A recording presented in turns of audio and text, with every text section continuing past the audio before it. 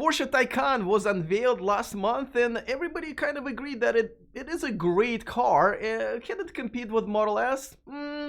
No, but is it close enough for some people to say, yes, I want a Porsche and I want a better performance on the track?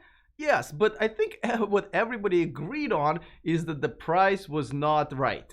It started at over 150K, which really is almost double of what a base price for the Model S is, and even also top Model S, it was still $40,000 less. But today, this week really, they have finally fixed it because they came up with a cheaper version, entry level, if you will. And I'll tell you about the stats. You know, I really thought the specs were really gonna tank.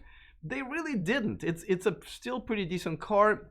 And the price now is comparable. I mean, it's in the same conversation now with the Model S. And you know, this is listen, I thought they should have done it a month ago when they unveiled the original car. I feel like this is just kind of a backlash for what I'm assuming is a bunch of people canceling their reservations, saying, hey, wait a second, I reserved this car when you told me it's probably going to be around 85,000. Now that I know it's double, sorry, I'm out. I'm either don't have enough money, or I'm just going to go for the Model S, which is better in most of the spec categories. Well, I think this is the reply.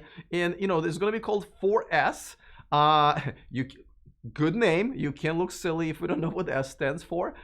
Maybe it's for supercharged. I don't know. You make your own guess. But and there are two versions of that. There's a regular 4S, and another one is 4S with the same battery as the turbo models. So the 4S will have a 79 kilowatt hour battery, and the upgraded version, the plus version, is 93 kilowatt hour, which is pretty much the same as the turbo has.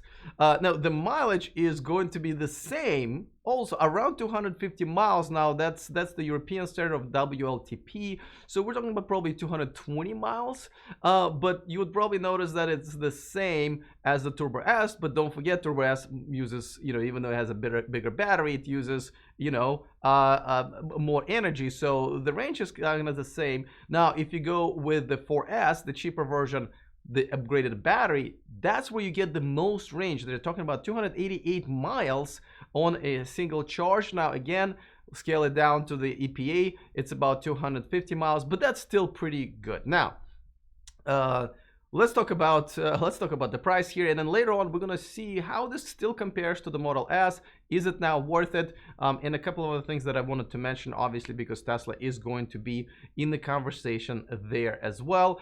Before that, of course, a quick reminder that this video and this channel is sponsored by Byton. Check out their all-electric SUV called M-Byte, coming to the US, coming to Europe. The reservation takes, I don't know, about 30 to 60 seconds to make, mainly because there is no deposit that you put down. Absolutely $0, €0, 0 rubles also. So go to the description of this video and reserve your Byton today. All right, so let's talk about the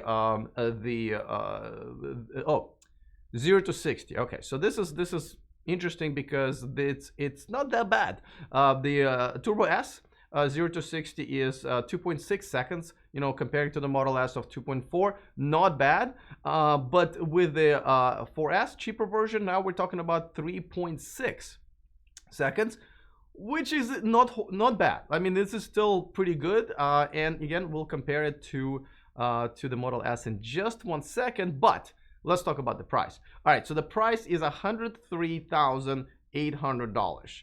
All right, comparing to a previous starting price of $150,000, going past 200,000 mark at some point with some options, that is definitely better. Obviously not an affordable car, not even an affordable luxury car, but at least in the same conversation with Tesla Model S. Tesla Model S starts with around 80. But if we're talking about performance package, which is pretty much what people will compare them to, it starts at about 100,000. So now we only have $4,000 difference. But of course, don't forget that the tax incentives are still in full force here in the United States at $7,500, where Tesla is pretty much going to lose it going into the next year. So you know, with options and so forth, you can put it pretty much in the same price range as the performance Model S, base performance Model S, I would say. Other specs compared to the Model S, Well, again, you can compare 2.4, 2.6 seconds versus 3.6 seconds. And again, I'm comparing the performance, a non-ludicrous version. You know, Tesla beats it out there. Obviously, the range, Tesla has 345 miles in range. And, you know, we're talking about this one is about 250 at best, EPA, both. And the size of the battery doesn't really matter. You know, Tesla's at 100. These guys from 79 to 93. You know, but it's still, now we're talking, right? Because I mean, some people might say, listen, 345 miles is great, but I don't really need it. I only need 100 or 150 at worst. So anything over 200 is fine with me, right?